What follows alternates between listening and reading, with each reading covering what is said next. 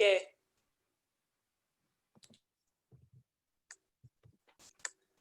Alrighty. So, good afternoon, everybody.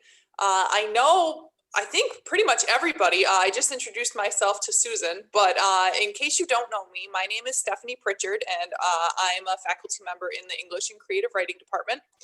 I am also the coordinator of the Writing Fellows program on campus, which is a group of faculty who work together with other faculty on campus and students and professional staff too, to sort of work to increase the kind of like the knowledge of and culture of writing, good writing, right? And on a college campus. So we work closely with the Writing Center. We've done lots of workshops and other programming with CELT, and we have lots of exciting things that are going to be taking place in the spring semester. Two of my colleagues in the Writing Fellows program are here. One is Amanda, who just had a session before this one, and the other one is Mike Murphy, who's over there. He's waving. Well, he's over there on my screen anyway, waving. So anyway, so the focus of our conversation today is about using a fishbowl discussion format, specifically in hybrid style and synchronous online courses. Although it's worth mentioning that I have used this format before, like before everything kind of like shifted. So I did use this a lot in like an in-person setting as well, and it worked really nicely in all of those different places. So just kind of like before I get into it, I do want to tell you that I have a document that I will share with all of you toward the end of the conversation that basically has everything that I'm going to say written on it. And it also has links to examples of assignments that I've done, things that I've used, whatever.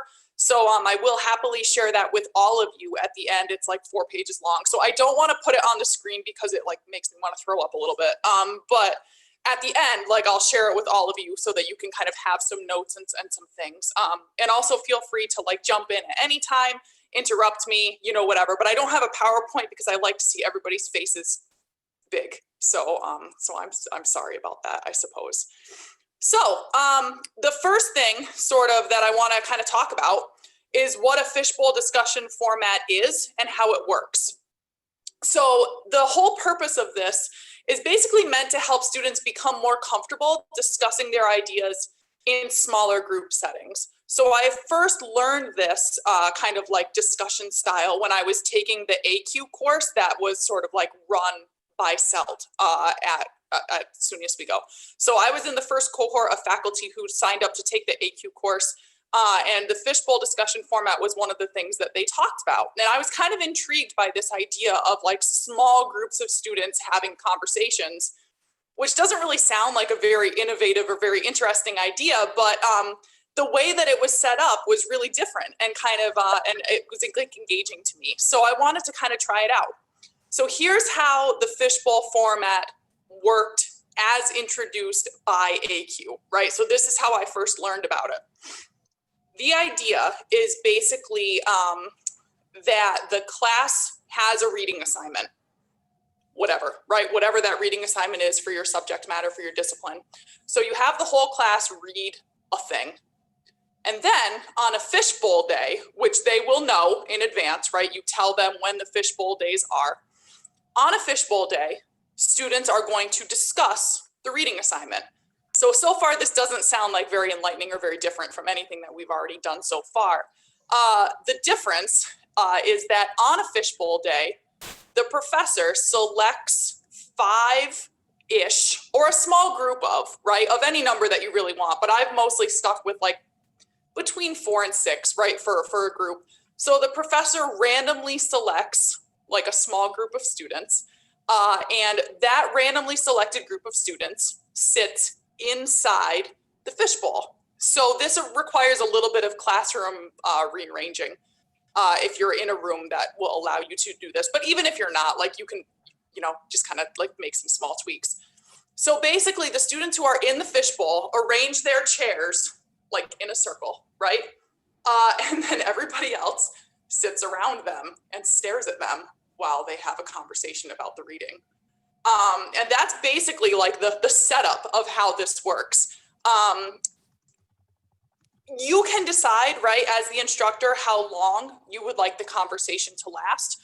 AQ, like when I was taking that course and they introduced the idea, they threw around a bunch of suggestions, right? I've had it from anywhere to like a minimum of 20 minutes to a maximum of like the entire class period. I teach on Monday, Wednesday, Fridays, and I teach in the 55-minute blocks. So the discussion could be just 20 minutes. Sometimes the discussion would be a whole hour. When I first piloted this idea to the students in my classes, I wanted to try it with the upper division kids first because I thought that they were harder to scare. So when I first told them like what we were going to do, like they looked scared, but they also looked kind of like, I don't know, like it was like a challenge almost, right? You know, like the fact that everyone in the class was going to be watching them and listening to them, right? Like while they talked to each other about a thing that everybody had read. So they actually took it like really well. And when we were in person and when we were doing this, you know, they would go and they would sit in the fishbowl and they talk to each other and like they would be great, right? They were fine. When I first piloted it in English 102, which is like an entry-level gen ed class, and I usually get like a whole freshman section of English 102 in the fall. And then typically in the spring, it's mostly made up of freshmen and sophomores. And when I first told them what we were going to do, they looked like they were going to throw up, but they did it, right? And they actually did a really good job, and they kind of weirdly liked it also, but they didn't react as enthusiastically as the upperclassmen did. So I did it in both of those spaces in slightly different ways. So that was sort of like the general concept as it was explained to me by AQ, right? Give everybody a reading, make everybody, you know, tell everybody that the expectation is that they read it, and then randomly pick a small group of students to sit in a little circle while everybody else listens to them talk about the reading. So that was sort of like a fishbowl and how it was presented to me and how it was supposed to work. And that's, you know, I made some small tweaks, but that's basically how I did it when we were in person, you know, like before everything happened. Okay. Let me kind of skim through my notes to make sure I didn't miss anything. All right. The only other thing that I will mention, right, is sort of like my role in this whole thing, right, like while it was happening. So I made sure that the students sort of understood upfront, right, like what my expectations were of them when they were in the fishbowl, what I would be doing, you know, all of those kinds of things. I basically, in both classes, took a really big back seat, and that was really like the whole point. They knew that I wasn't really going to be jumping in, that I wasn't going to really contribute to their conversations, that I wasn't going to save them, right? Like if there were kind of like awkward silences or other things that happened, that I was just there to kind of like watch and observe. So in the upper division course, they talked for the whole close to an hour. The following class period, we would, at the beginning of the class, sort of come together and we would kind of like recap the conversation that they had in the fishbowl. So that would be everybody who was outside of it, right? Would kind of make some general notes and observations and comments, etc., about what had happened the previous class period. I liked that because it was a really nice way to kind of like make sure people remembered what happened, right? Like on Monday, if this was Wednesday. So it was kind of nice because the students would then kind of like recap and like remember what the conversation was about and where we had left off, you know, whatever. And then we would move on to the next lesson. In English 102, the conversation was just 20 minutes long because again, these are freshmen, sometimes sophomores, right? And it was a lot harder for them than the upper division kids. So for them, they would talk for 20 minutes. And then after the 20 minutes were up, everybody else in the classroom would offer their thoughts, say something to contribute to the conversation, etc. Right? Like they would kind of like the discussion would be kind of become like whole class thing instead of just a very small group of people thing. And I'll talk more about that, like especially as we talk about like shifting into the online component. And then I would offer like some thoughts and feedback and like just general comments at that point as well. So typically, even in English 102, they would fishbowl conversation for 20 minutes and then we would really talk about it for the rest of the class time. So the vast majority of the time, on a fishbowl day, that's all we were doing, right? In a 55-minute class period. That was it. That was the whole thing. So that's pretty much how it happened, right, in the face-to-face classes. Does anybody have sort of like questions or comments or anything that you would like me to address about the face-to-face stuff before I keep going into the other stuff? Stephanie, it's Kate. Would you grade those, the fishbowl? And Yeah. how would you do that? Absolutely. So that's a great question, Kate. And that's something too that I'll talk, I grade them pretty much the same now in the online part. So I'll talk about that a little bit more as I kind of go into that space. But yes, is the short answer. And I'll share some things with you as we keep going and talk more about the grading as I keep going, if that's okay for the online stuff. Sure. Great. Thanks. Okay. Thank you. Ranjit, how you doing? Are you writing? Okay, Oh, I can't hear you. Oh, there you go. All right. Yeah, my question is, with the hybrid classes, having these COVID protocols and all the seats being very far apart, and with some of the students being online, how do you do a fishbowl where you can't really look at all the students? They're not all together like they would be normally. That's an awesome question. And that's one that I experimented with at the beginning of this semester. So I tried to do it like that. Like I tried to have some of the students in the physical classroom space and the rest log in like via Zoom and have the fishbowl work that way. It was like a huge disaster. It did not work at all. Like the students like couldn't hear each other. Their computers were like, I don't know, like dinging each other, like, they were like canceling each other out or whatever. So in the physical classroom space and online at the same time, it did not work well for me. Actually, it worked so badly that I'm like terrified to ever try it again. So what I ended up doing for the hybrid style class last semester was just making all of the fishbowl days on Zoom, because that way I could guarantee that everybody would be at a computer, that their Wi-Fi wouldn't interfere with each other's, they would all be able to hear each other, whatever. So I did it all via Zoom with those classes. I would say though that you would be able to, like, if you wanted to do a fishbowl like in a physical classroom space, you could do it even though the students are, have to be socially distanced and stuff. It would mostly be them just kind of turning to each other and being able to have conversations, while the others kind of listen. So you would still be able to do it with half of the class. If you wanted to. They might like it better that way. Less self-conscious. Yeah. I think the only benefit to doing the fishbowls on Zoom with English 102 is, that they very rarely turn their cameras on. So they could just talk, right? And they didn't really have to worry about like anybody looking at their faces or, whatever. So they did tell me that they kind of liked it on Zoom for that reason. But like when we were doing it in the physical classroom space before everything went hybrid and everything else, they were fine. And they kind of liked the opportunity to have small conversations with each other instead of everybody else kind of like chiming in and interrupting and whatever. Yeah. No, thanks. Sure. Does anybody have any other questions for me before we keep going? Oh, that's a great question, Catalina. So yes, they take notes. So for English 102 especially, the note-taking part is something that they turn into me for a grade. And that goes into some of the grading stuff that Kate was asking about. So I'll get into how I break that up and stuff in just a little bit. So for English 102, they're all required to take notes as they are listening to the conversation inside the fishbowl. Then they submit those notes to me and those notes get graded. For the creative writers, they were mostly graded on their actions inside the fishbowl, not so much for their like the outside interaction, but I mostly focused on their internal conversation because of how that class was structured a little bit differently. And I'll talk more about that in just a minute or two. So yes, absolutely. For the lower level kids, their notes and observations were graded. Any other questions for me before I keep going? Cool. Okay. So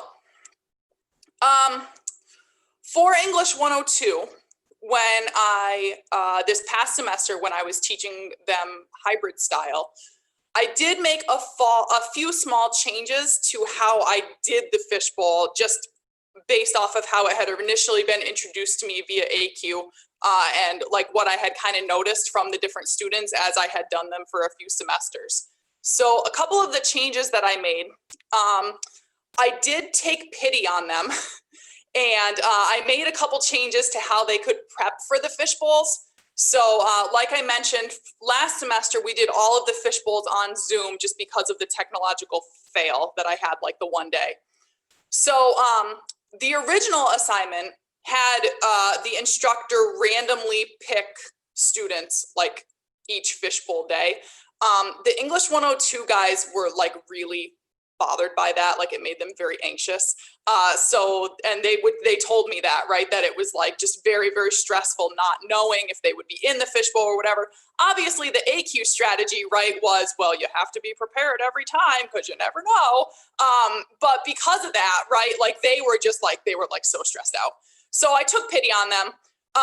So I posted all of the fishbowl readings on Google Classroom at the beginning of the semester, so they could peruse all of them up front and know what was happening on what day, what the content would be, etc. Then I let them, let them kind of submit like their preferences for what reading they would be most comfortable in, which I thought was really interesting because they were all like, yeah, Stephanie, like we want to pick what reading we do. And then when they submitted their preferences, they were like, well, I like this date better because it's toward the end of the semester. I don't really care about the content of the reading, but I like the date. So can I have this date, right? So I thought it was really interesting that even when I gave them choices, they picked their choices more on like when the readings were going to happen or the conversations were going to happen.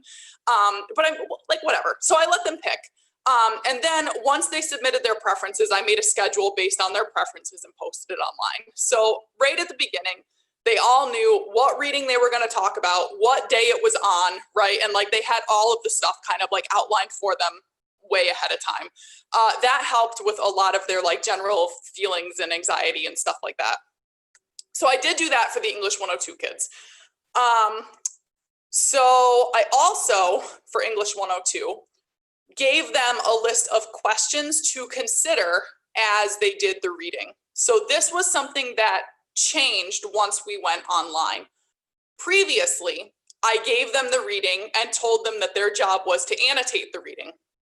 And I know Amanda and John, like in the last session, we're talking about the different tools that you could use and like how Hypothesis does this. But like this for me was like my first semester, like really doing some techie stuff, and I was afraid of all of it. So I kept it like real basic and really simple. So instead of having them annotate, I gave them a list of reading questions. There were 6 for every reading, and each reading was real short. It was like 4 pages, right? So I gave them the reading questions.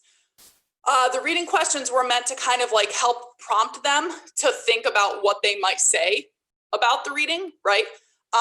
So I asked them to answer the questions and submit those answers before the fishbowl actually happened. And then a lot of the times in the fishbowl, in the conversations, the students would respond to, like they would use the questions to guide their conversation, right? Because again, this is English 102. There's lots of freshmen, lots of sophomores.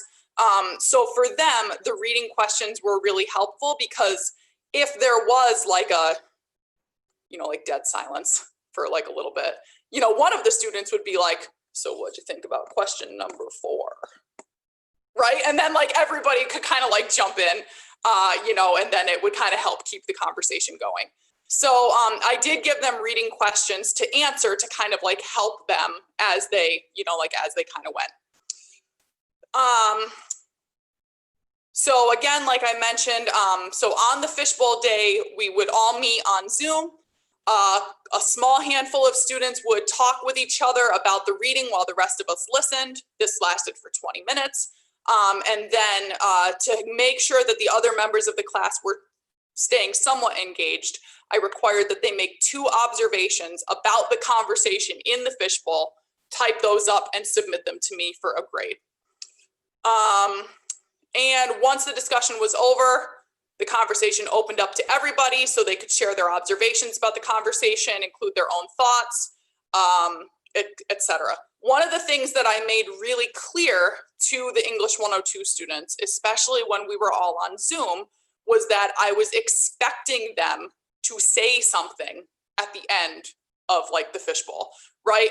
And they all actually did a really good job with it, which surprised me, because sometimes when you say like, I would really like it if a few people would contribute their thoughts, right? You get like 2, and then that was like pretty much it. But these guys were really good about it, and they took it pretty seriously, and they seemed to think, right, that if they verbally participated, then that would help their overall fishbowl grade, which it sort of did. So it was kind of a nice way to have the conversation sort of like keep going after the fact. The other thing that I will say about the English 102 ones is that all of the reading assignments directly correlated to the semester-long project that they were all working on. So I do like I won't get into like the big details, but I do like a semester-long scaffolded writing project for English 102. So each of the fishbowls directly connected to whatever it was they were currently working on in that project at that time, right? So some of at least one of like the questions that I would ask them to answer would directly connect to like their own experience, what they were currently doing, those sorts of things. So there were lots of big connections for them, like kind of as they kept going. Then, as far as grades in general, for English 102, the fishbowls, so there were 5, they were weighted as 20% of each student's final grade. So, and I had about 22 students in that class. So it was roughly like small groups for them. I will share my screen for just a second. This will be in the notes that I give you at the end, but just so that you can see something more about the grading. So here's an assignment sheet, the assignment sheet that I give them in English 102. And, I lied. It was 25% of their grade for English 102. And then this is basically how I broke down the grades for that 25%. So 50% of that grade was based on the work that they did inside the fishbowl. So I would like grade how well they answered the questions and how much they contributed to the conversation. So that was 50% of their grade.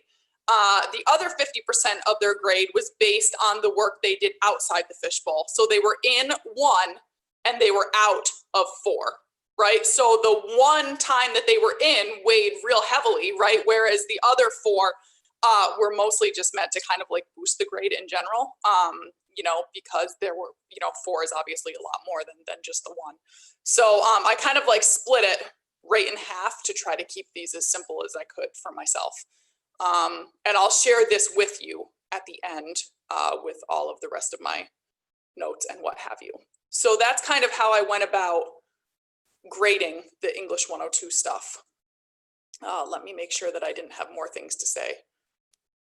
Okay, one thing that I found really interesting was that in English 102, especially, not so much in the upper division class, but in English 102, there was always one student who kind of acted like the moderator a little bit, even though it was pretty clear that like they didn't decide this beforehand. And of course, like I tried to mix up the groups, right? So you would get like some of the chattier people spread out, right, among all of them. But in every group, there was always one student who really did act kind of like that. And the other groups would really pick up on that and follow through. So like pretty much all the fishbowls were structured in this way, right? Where one student would like ask the questions, keep the conversation going, kind of take on like the teacher role, and the other ones would sort of like follow, right? And then to answer your question, Mary, usually about 4 or 5 students in every group, so that they could stay relatively small, but not so small that there was no conversation. Does anybody have other questions for me before I keep going and talk about what happened in the online class? Stephanie, I'm wondering, is there a way to separate them out so that they are separated from the other class, rest of the class, so that the rest of the class knows where they're looking, or just they're up in the upper left-hand corner because they're talking the most? Okay, that's a good question, Kate. So the whole schedule is posted on Google, like online, before any of this happens, right? With the names of the people who are in the fishbowl and stuff. And then I have them kind of like tell each other, like at the beginning, before they start doing their whole thing, I'll be like, okay, so we have so-and-so in the fishbowl today. Like, are you ready to go? And like, they'll say no. And I'll be like, okay, great. And then, everybody, so I'll kind of like at the start of the session, introduce who's in it to everybody.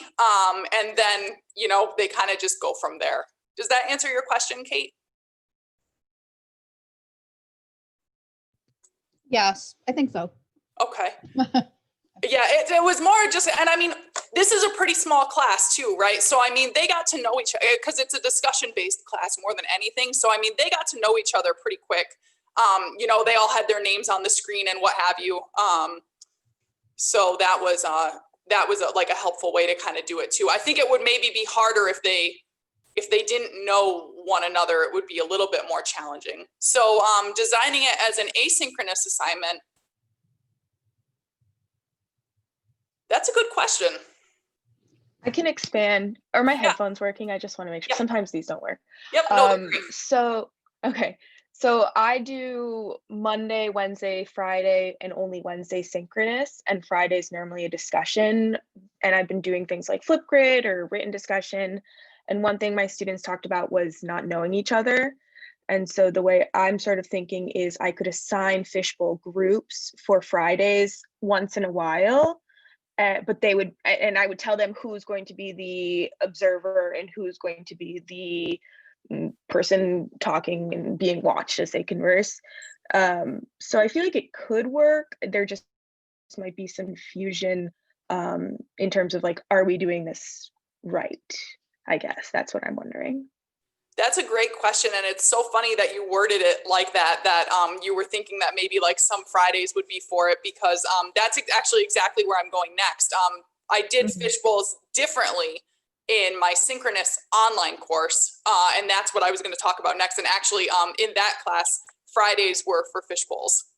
So I'll talk more about that. And then if that doesn't answer your question, then we can certainly come back to it in a moment or two, if that's okay. All right, thank you. Yeah.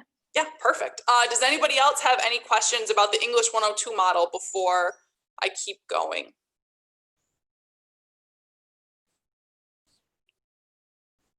Okay.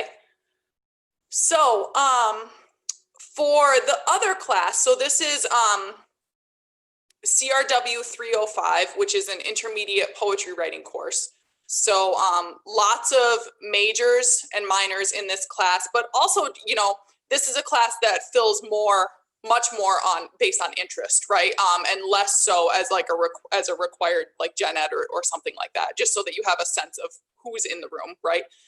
So this is another small class, right? It's a discussion-based writing intensive course. So this one had 19 students. So before fall 2020, I had only ever taught this course in person.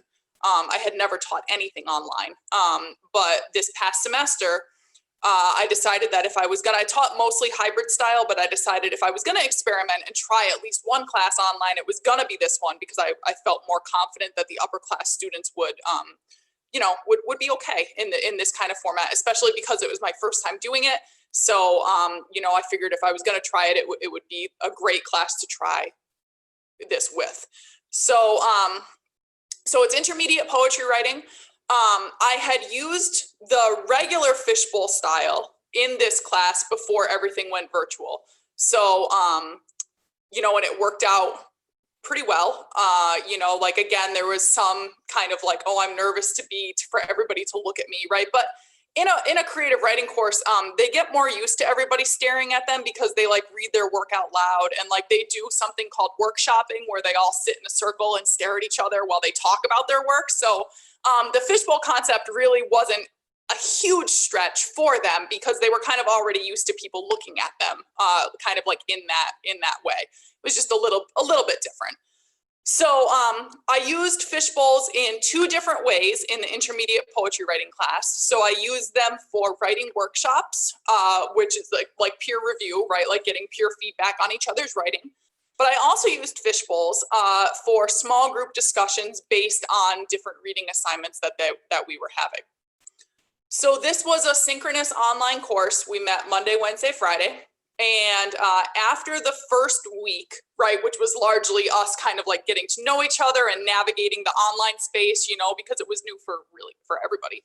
After the first week of class, I told them that moving forward, every Friday would be a fishbowl day. So we like adopted like fishbowls are for Fridays, right? So that we could remember, and I couldn't resist the alliteration, right? So that we could remember that that's what we were doing on Fridays, right? Like we would fishbowl on Fridays. So that was established really early on. So this class, like I said, had 19 students. So I divided them up into 4 small groups. I am going to share my screen with you again so that you can see sort of like what this looked like. Okay, so I have these 2 columns. So if fishbowls are for Fridays, then in week 2, that Friday, we would do a fishbowl workshop with the students in group 1. So this was a small group of 4 or 5 students. The next week, we would have a fishbowl discussion. So a workshop was something like a peer review where we talked about their work, their written work. The discussion was a conversation based on whatever reading assignment we were currently studying that week. So we do a workshop with group 1, and then the next week, a discussion with group 2. The next week, a workshop with group 3, a discussion with group 4. Then I did 2 weeks in a row of group 4. So the next week, we would do a workshop with group 4, then a discussion with group 3, then a workshop with group 2, and then it would circle like that, right, throughout the entire semester. So the way it ended up working was I fishbowled with each group 3 times throughout the course of the semester. And it would kind of flip-flop depending on like what we were doing. So sometimes it would be a writing workshop with just 4 or 5 people in it. Sometimes it would be kind of like an intimate conversation about whatever reading assignment we were talking about with, again, just 4 or 5 people. And it worked this way throughout the whole semester. So like I said, we kind of like rotated throughout the whole thing. So the interesting thing about this was that when students were not inside the fishbowl, they still had to do something, right? So that's when I would have them contribute to like a discussion board or something like that, because it was a synchronous online course. So if they were in the fishbowl, they had to log into Zoom and stay in Zoom for the whole 55 minutes. If they were not in the fishbowl that day, then they could respond to a discussion board post. And I had all of my discussion board posts in that class set up over a 48-hour period. So it kind of gave them a little bit of wiggle room, right? Like if they had something going on and they couldn't do it right then and they were outside the fishbowl, they still had the weekend, right, to kind of like respond to this discussion board post and like get it in before the deadline. So that's kind of how it was set up last semester. Like English 102, I kind of took a backseat to the conversation, but unlike English 102, these fishbowls were, you know, like I said, the whole class period, and they acted a lot like natural conversations, right? It was also like in this class, this was the class where like the fishbowls really gave me an opportunity to get to know everybody, right? Because when we had the small discussions, right, it's 4 or 5 people, right, and me, and we're just sitting on Zoom and we're talking about stuff. And the nice thing about it is that, you know, and I mean, creative writers are pretty open about how they feel and like all of those sorts of things, right? So we would always start really informally, and we'd, you know, make small talk and whatever. And you know, one session I remember like I had a group and it was like midterm time, you know, so I'm like, how are you feeling today? So-and-so. And she was like, honestly, like I want to cry. And then I asked the next person, well, how are you feeling? Like I want to cry. And so we went through everybody and we decided that we all wanted to cry for different reasons. And that for the first minute we would cry, right? And then we would get into like talking about whatever. So nobody actually cried, but like we were all like, it was just like a really nice way to kind of like check in with people, right? They would also like after Fishbowls, you know, they would say, oh, Stephanie, can I like hang out for a minute and like talk to you about whatever? I have a question or I have a thing or like whatever, right?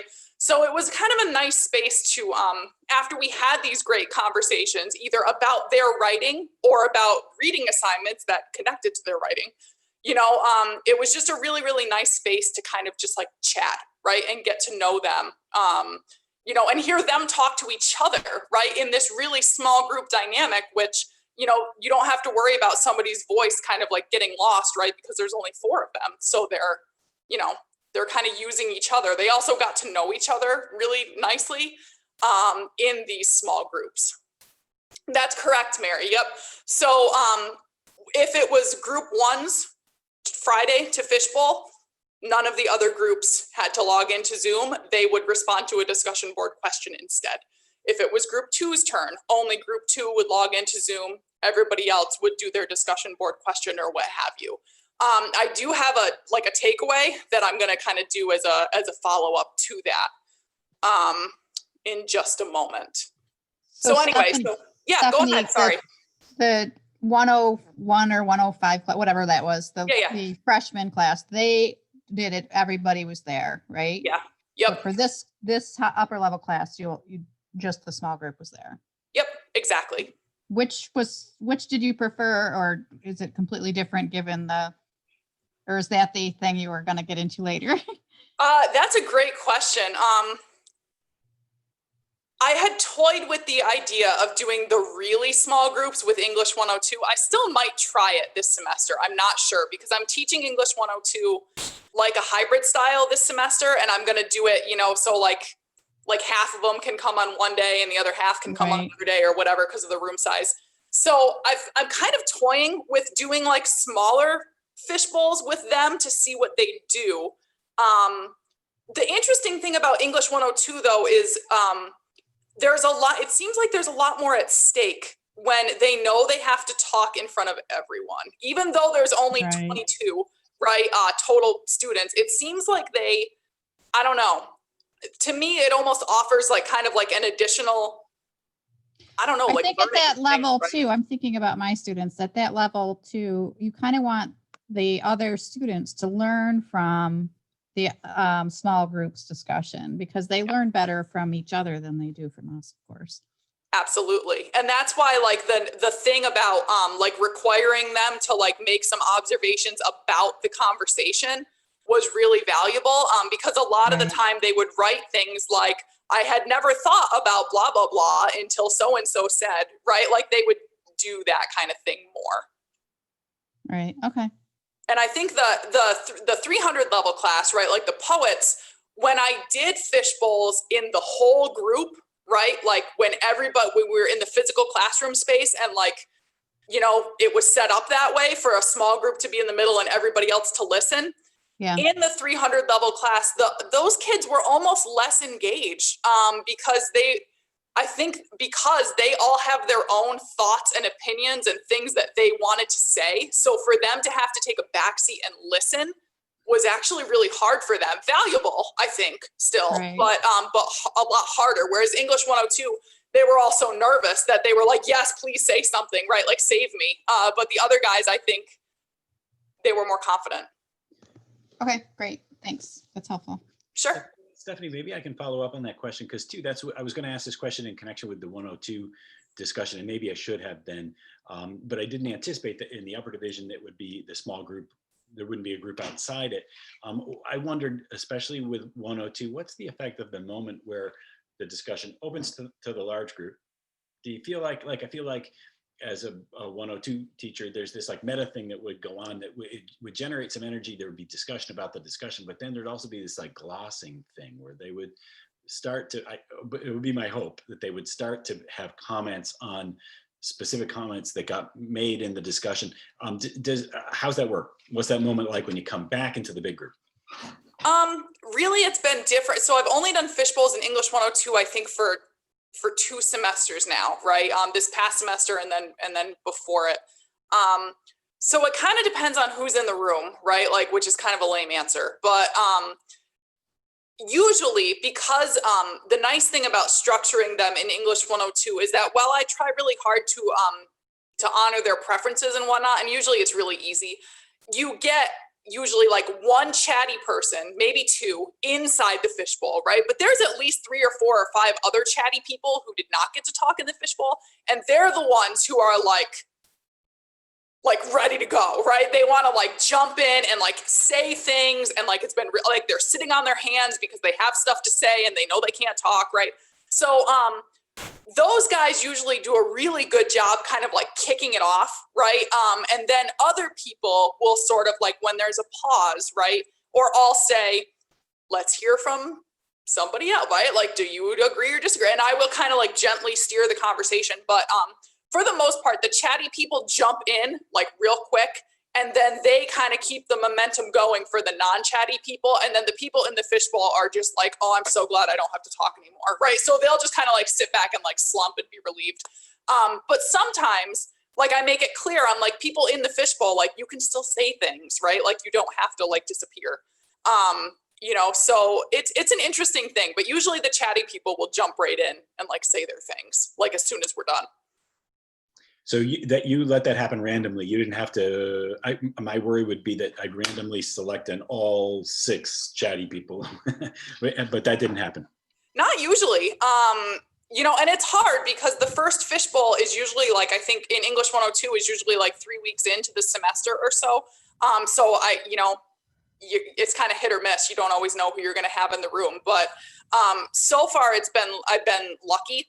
There have been a few times where I've had to like really steer the conversation, and you know, like the helpful, please remember that this is part of your participation grade, right? Like that kind of helps kind of get things going if people like don't want to talk, but for the most part, they have things. And I think the fact that the reading directly connects so heavily to what they're doing, right? And they're like, oh, and they can see that, right? Really, it's very transparent. So I think that that thing kind of helps them be like, oh yeah, like we're doing this, so I should understand it because I have to do it, kind of a thing. Stephanie, I have a question. Can you hear me okay? Yeah, absolutely. Hi, Maureen. Hi. I'm interested in how you evaluate or assess the notes, because grading writing is brutal. Grading notes is just almost beyond the pale. Can you talk a little bit about that, please? That's a great question, Maureen. And it's kind of a twofold answer. So before we went virtual, I would have them annotate like the actual reading assignments. And that was a class period, actually. So I gave them a lesson on active reading and annotation, right? And I explained to them what I was looking for and what good practices are and all of those sorts of things. I still do that, but this was, like I mentioned earlier, once we switched to virtual learning, I was sort of afraid of some of the online tools, so I just stayed away from them. So I moved away from annotate the reading to answer these 6 questions about the reading relatively thoroughly, right? So when I was grading the annotations, right, in the physical classroom space, I would just collect them, look through, see what they highlighted, see if they were doing the underlining, see if they were making notes in the margins, what those notes were, right? Like seeing if they were following all of those good practices that we had talked about. It's English 102, right? If they did a pretty good job, I would give them an A for the annotations, right? Now for the answering of the questions, if they like thoughtfully answer the question, right, then I would give them the grade. It's more meant to make sure that they're doing the reading, that they understand what the reading is about, and that they could have a conversation about it if they were in the fishbowl, right? I tell them all, like, answer these questions like you're going to be in the fishbowl, right? And they all do. Like, I get paragraph answers. I don't put a word count on it. You know, because, you know, some students can say things more concisely or succinctly than others, right? So it doesn't seem fair to do a word count, but, so basically I look at that, right? And then the other part are their 2 observations that they make about the conversation in the fishbowl, which they also turn in for a grade. I was going to say something. It just jumped right out of my head. It was about, Oh, do you have them just submit this like as a Word doc in Blackboard, or is that just like there's a regular Dropbox? That's how you manage it. Yep. So I have them do it now that we're like everything is electronic. They all do it in Dropboxes. The 2 observations that they make, those go in a separate thing that they do. That's like an online journal or an interactive journal, which is something I stole from Amanda. And that's where a lot of their informal, like reflective writing goes. So the questions they answer and submit to a Dropbox, and then their 2 observations they put in their interactive journal, which I grade differently. My head is spinning because of Dropboxes and Blackboard, but that's my problem. Thank you. Sure. All right. So just to really quick, because I did want to say 2 other things, I think. Yes. Okay. So takeaways and like stuff that I'm kind of learning still about this, and things that I'm considering for next semester for the creative writers, especially. They're going to be on like a synchronous online course again for the spring. So one change that I am planning to make in the spring, I'm going to see how it goes, is something that I implemented about halfway through last semester, which I think was too late. But I did it based on some student feedback about the Fishbowls and discussion boards and the whole thing. A couple of the students were telling me how much they really liked Fishbowl Fridays, and they wished that they could be in every Fishbowl Friday and not just like 3 of them. So I gave the students an option, and a couple of them like jumped on it and were all about it. So I told them, okay, listen, if it's group 2's turn to be in the Fishbowl and you're in group 4, right? You can join the Fishbowl on Friday if you want to.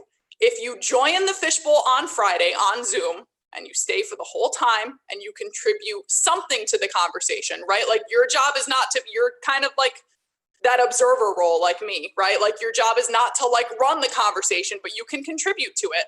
If you do that, then you don't need to submit a post on the discussion board. You can show up during the class time, be here for the 55 minutes, do your thing, make your contribution, and then you're good. You're free. Like you don't need to do the discussion board post. A couple of students, like 3 or 4 of them, regularly then sat in every single Fishbowl for the rest of the semester once they had the opportunity to. Most of the others didn't do it. I think because they had already figured out their lives and their schedules and how they were managing everything, and it was too late of a change for them. But a couple of them were like, yeah, we want interaction. We want to see other people. This feels like a classroom. We like listening to the conversation, right? We like the choice. So I told them, I'm like, okay, instead of the discussion board, just show up for the Fishbowl and that will be fine. So that's one thing that I did that they seemed to really like. And I'm going to do that for the spring semester. Give them the option right from the start about either joining us on Zoom or doing the discussion board post. Either one would be fine. And the other change that I was thinking about making was recording all of the Fishbowls with the creative writing class and then posting them on online, which I didn't do last semester. I said I was going to, but I didn't do it. So I'm thinking about doing it this time and then giving students the option like, hey, listen to or watch, you know what I mean? Like our conversation about this thing, and then make your response or make your post in the discussion board, like directly about the conversation that we had instead of, like answering this question that I'm asking you to answer or whatever, as like kind of another option for them. So those are some of the changes I'm thinking about doing in the spring. But I will say that the Fishbowls for like when I got my student evaluations for the creative writing class, the Fishbowl Fridays were by far the most popular, liked, useful aspect of the course, like hands down. They said some of the other stuff was good, but Fishbowl Fridays were like by far their favorite thing, which I found encouraging for the future. Does anybody have questions or other things? Do you think your attendance, like you being present at Fishbowl Friday, was key? Or do you think that they would have been able to do it without you? I think it was helpful. Because I would do breakout rooms in Zoom for them, like during regular class time and stuff. And for the most part, they did a good job. But every once in a while, like I would pop into a breakout room and they would like not be saying anything. And I'm like, what are you doing? Right? Like you're supposed to be talking. So I think that my presence for Fishbowl Fridays was helpful, especially for some groups. And I look like for the creative writers, I looked forward to Fishbowl Fridays. It was easy. You know, it was like having a little discussion like in class, right? Like it was just, we just hung around and like talked about stuff.